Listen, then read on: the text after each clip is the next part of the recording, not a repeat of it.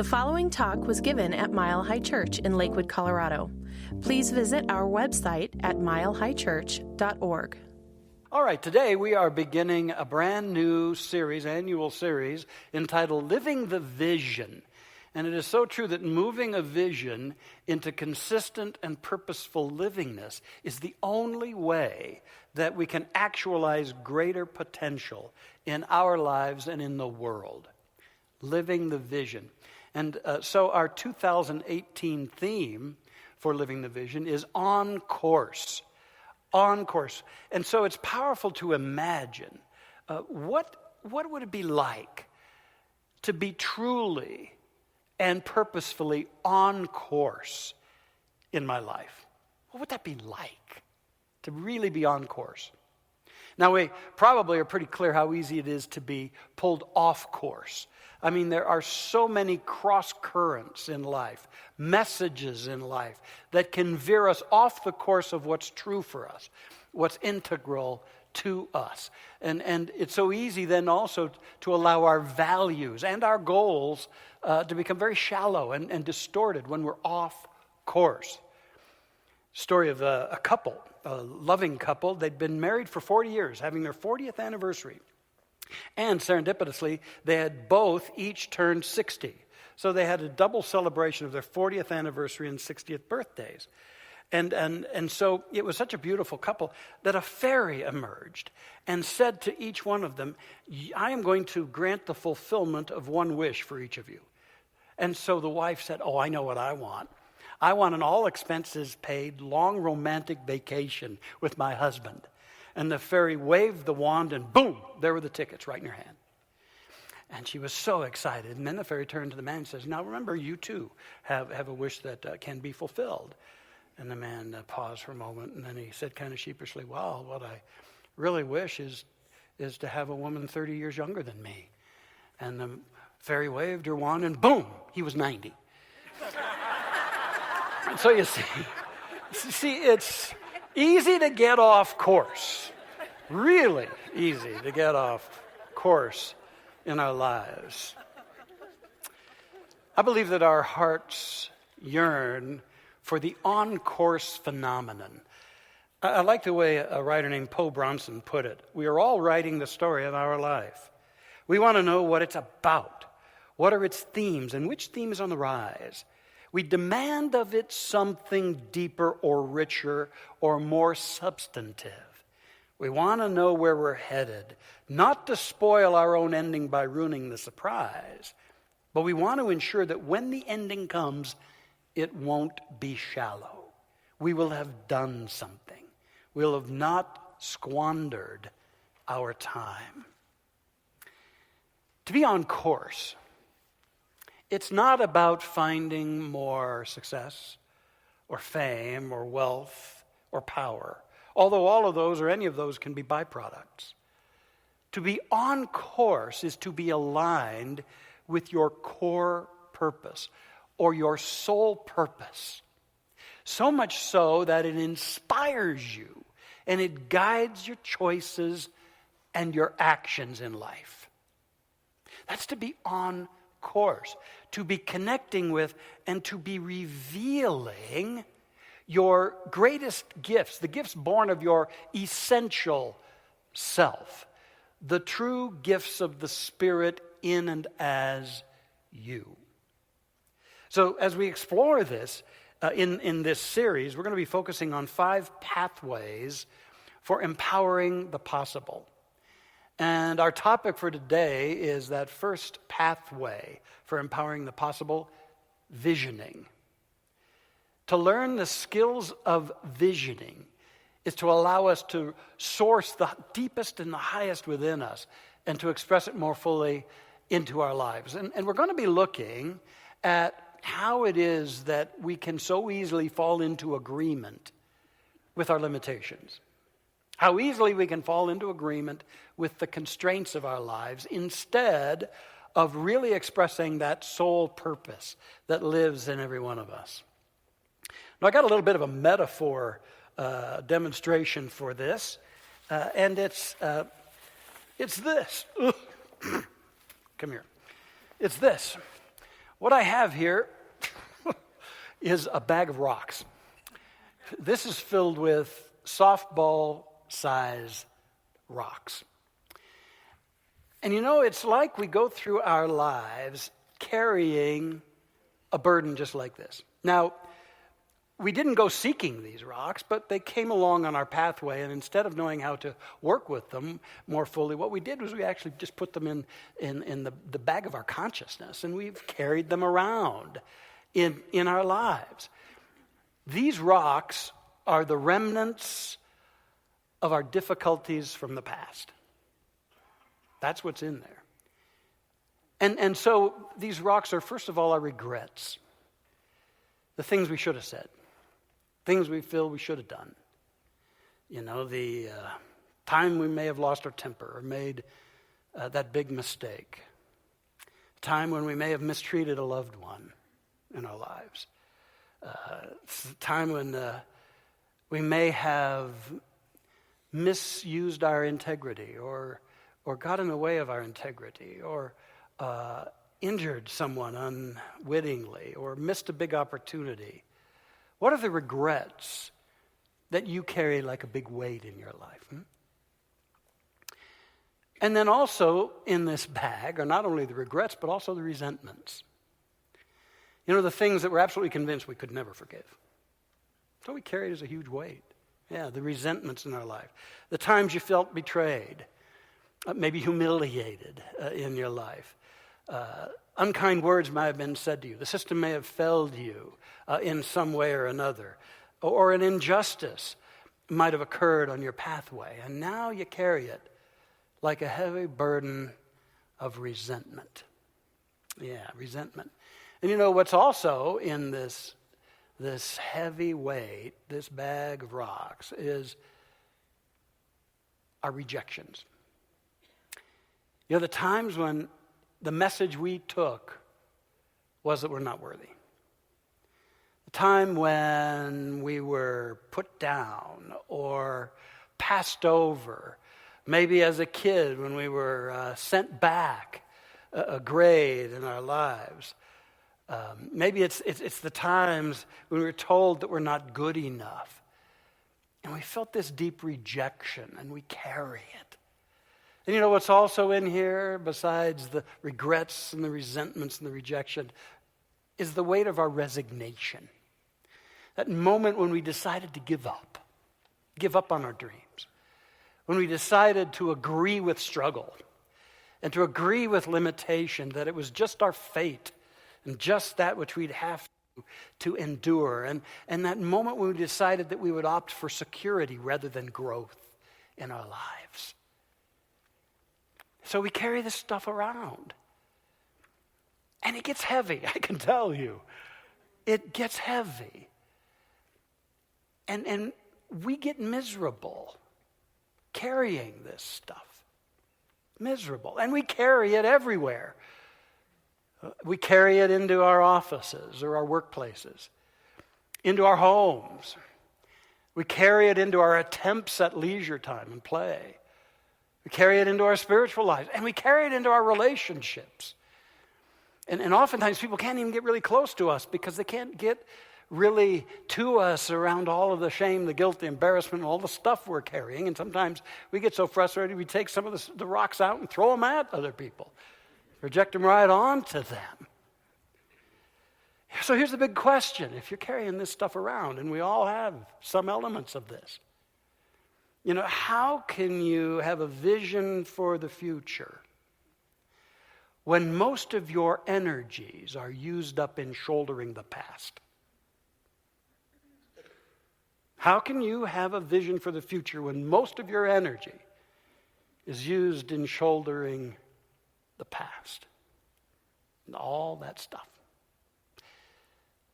Hey, as we start this series, it's time to let it go. Yeah, it was heavy. It's time to set down this stuff we carry in our lives and enter into a higher awareness of who we really are, experience the freedom of the spirit that we are. That great master teacher Jesus, he said, "Come unto me, all you who labor and are heavy laden, and I'll give you rest. For my yoke is easy and my burden is light." It's the Father within does the work. And there's a power within you and me that can express masterfully and powerfully. It'll do the work of unfolding an incredible life, but we have to have a bigger vision than all the junk from the past that we carry around that weighs us down. It's to move into that essential self made in the image and after the likeness of God, and to know that we are reconnecting with that divine essence in which we live, move, and have our being. And in this way, as we let go of all that stuff and let go of the past, then we can step into the sacred dance of our lives. Otherwise, we're caught up in the survival dance, where it's just about, let's make it through another day or another year, just to survive. When life says it's about a sacred dance that you're here. Somebody has written that you were born to make manifest the glory of God. I love that. You were born to make manifest the glory of God. Declare with me, I was born to make manifest the glory of God. Together? I was born to make manifest the glory of God. Now feel that. Feel that.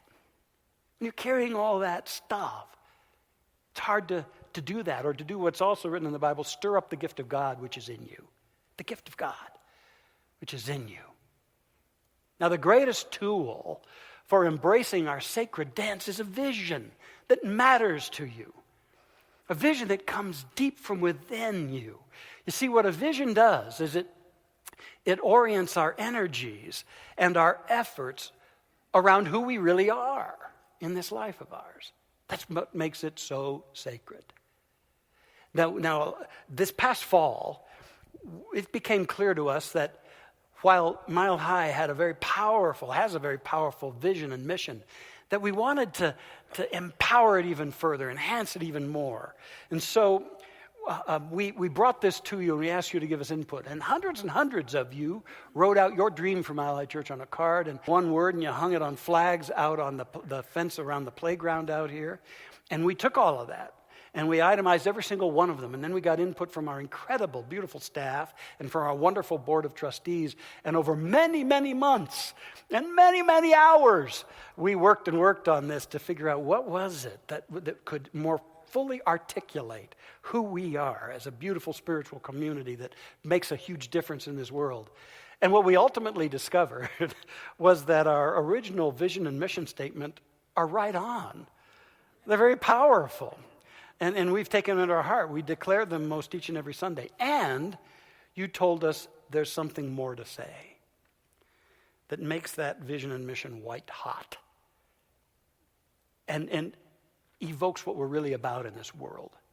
So since we didn't affirm them earlier in the service, let's declare our vision and mission, and most of you have it memorized. The vision of Mile High Church, oneness revealed, a world of love, peace, and abundance for all. That's what we're about. Our teaching is that there's only one life. We're one in that life. We're of that God life, and we're one with one another and all creation, and we can reveal that.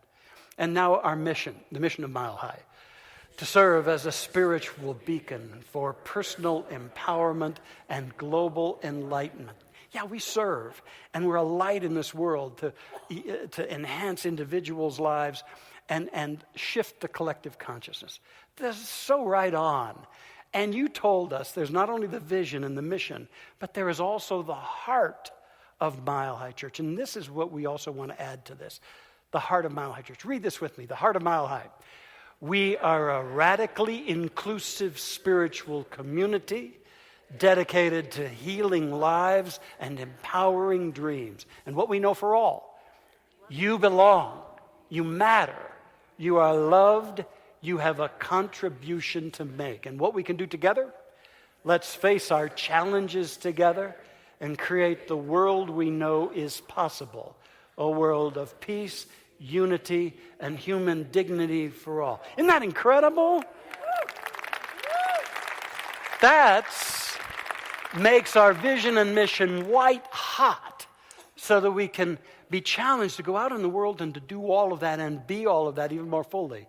Now, you're not going to have to read that whole thing every Sunday, but we might be reading and declaring the heart of Mile High every Sunday for a while, along with, on occasion, our vision and mission. There is something so very powerful about a clear, compelling, channeling vision. It gets us on course. And here is where it lives. Your vision, our vision, lives in our hearts. That's why we called it the heart of Mile High. That's where your vision resides. And I tell you what, your heart is both the wisdom and the way for your vision. I love that Carl Jung said, your vision will become clear only when you look into your heart. Who looks outside dreams, who looks inside awakens. Yeah, your heart is both the wisdom and the way for your vision. As the wisdom, I'm encouraging you to pause as the train of your life rolls down the tracks in a direction you've set, an agenda you've set, to pause and look into your heart. And just ask that deep question, what does my heart know is my higher direction or purpose? What does my heart know? Whether the world thinks it's right or people agree, who cares? What does my heart know is my highest purpose and direction? And you may not know what form that will take. But if you can get clear about the essence of what your heart wants to bring forth into this life, the avenues for its accomplishment will be brought to you. If you'll claim and not push aside this essence within your heart. So listen to the wisdom of your heart. That's where your deepest, truest vision resides that'll get you on course. And then realize that your heart is also the way. It's the way that you can unfold your vision. Heart power is enormous to unfold a vision. And there are three aspects of this. And you can remember this by the Latin term via. And that means by means of, or the way. And those three letters can help you remember that the way is about starting to visualize, internalize, and actualize your vision. Visualize, internalize, and actualize. It begins as you visualize your vision. You know, in the Bible it says, write the vision, make it clear. And I would add to it, write and envision, write and see your vision clearly, powerfully, compellingly. To visualize that starts to make it real and powerful within you. To see or imagine very clearly the expression, as far as you know it, of that which lives in your heart. That's the beginning of the way of the heart. Visualize. And then internalize. As you visualize it, then you've got to move it into a sense of reality within you. This is where you move it to the feeling level. And you make it real, feeling, not only seeing the reality of your vision, but feeling the reality of your vision. Feeling it as real, that is to realize, make real your vision as you both see it and you feel it. See it in your vision, feel it in your heart, and feel appreciation and joy as you're realizing that you're making your vision real within you. And when it becomes real within you, then through a power for good in the universe, it can become real in your experience. And you can begin to attract the ways and the means to achieve that vision. So you visualize it, then internalize it, and then actualize it. That's when you start walking your talk. That's when you make sure that you show up living your vision, that you show up congruent to your vision, fully committed to that vision, day by day, moment by moment. So you see how a vision then becomes powerful because you're seeing it, you're feeling it as real and celebrating it, and then you're living it, you're speaking it, walking it, and talking it. And I tell you, if you'll do that, incredible things will happen and you'll have the sense that you are absolutely on course. On course. Robert Fulghum, one of my favorite authors, tells a story about a kindergarten teacher who was very skilled. In fact, she had a great reputation for her classrooms and the creativity she brought to them. And there was a convention of teachers in her city, and the convention leaders asked this creative teacher to come up with a skit or a play with her students that expressed some story or some myth or some fable. So the teacher went back to her students, and they all decided they wanted to enact Cinderella. That was a good choice because there's so many parts and roles in that great story of Cinderella. And so the kids chose their roles. I mean, all the girls wanted to be the princess, but some of them got to be the sisters and all of that.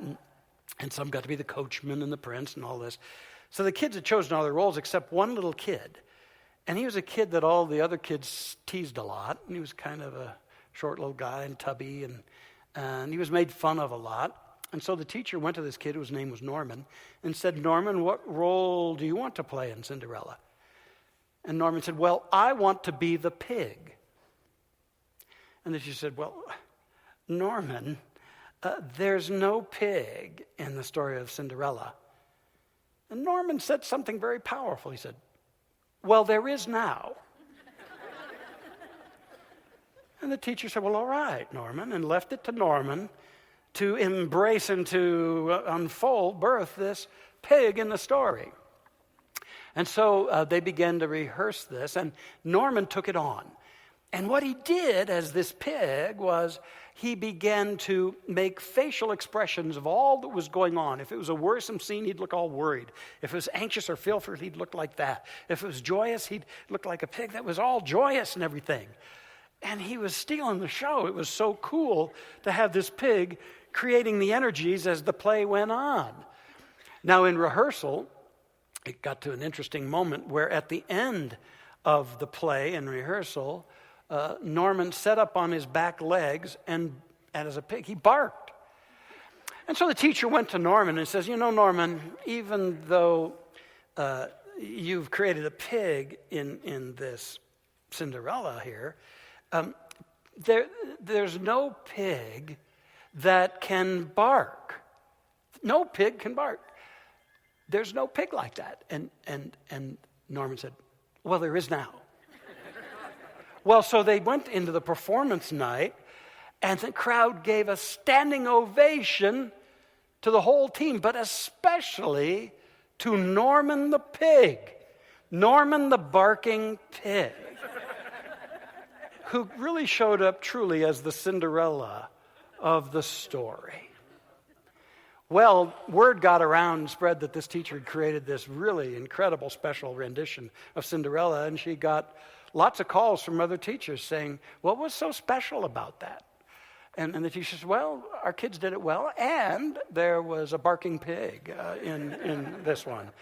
And the person on the phone would inevitably say, but there's no barking pig in Cinderella. And the teacher would declare, there is now. There is now. You know, beautiful little shaman Norman creates this incredible declaration behind a vision that's a part of our visualizing and internalizing and actualizing it. Well, we declare to the world as we embrace our vision, there is now. This vision is now. It is now. So as you go out in your world, you get to look around and see where's the need. Where's an opportunity for me to express this higher vision in my life? I was struck by reading a story about a man in a suburb of London whose name is Jonathan Bergman. Jonathan Bergman. He was bothered by a piece of land, a tract of land right across the street from his office. That was a wasteland. It was overgrown. There was trash all over it. It was unloved. There was a huge slab of concrete that had been poured in the middle of it, and it was covered with graffiti. Here's a picture of it in its early state. And it saddened him that in this progressive, beautiful area of London, that this plot of land was like that. And so one day he was, again, looking at it, and how easy it is for us to just look at stuff and click our tongues and say, somebody ought to do something about that. But he saw another guy leaning over the fence looking at this, and he went up and he talked to him, and they agreed there was a sad state of affairs on that piece of land. And the man said to him, well, how about we get it for the community? And the light bulb went on within Jonathan Bergman, and he went to work with that. They set up a charity, and they sought out donations. It took them 3 years of negotiating, but they finally bought that tract of land for about £25,000. And then they started wondering what to do with it, and they got some people from the community together and to design a lovely place for the community. And then they found out nobody could agree. Nobody could agree on the design. In fact, arguments started breaking out about the design, and it went on for another 2 years of trying to design something beautiful for that property. Finally, Bergman had had enough, and he just decided to start. So he went out there himself and started picking up trash. and cutting down some of the weeds and the grass. And lo and behold, other people saw him doing that, and they dived in and started pitching in too. They just wanted to be in action. Here's a picture of members of the community out there kind of doing their thing. No. Let's go back a slide. You missed a slide. There you go. There they are. And they're out there working on this plot of land. They got their pickaxes, and they're trying to make sense of it. Well, as they're doing all this, a vision emerged that was bigger than even just creating a lovely garden.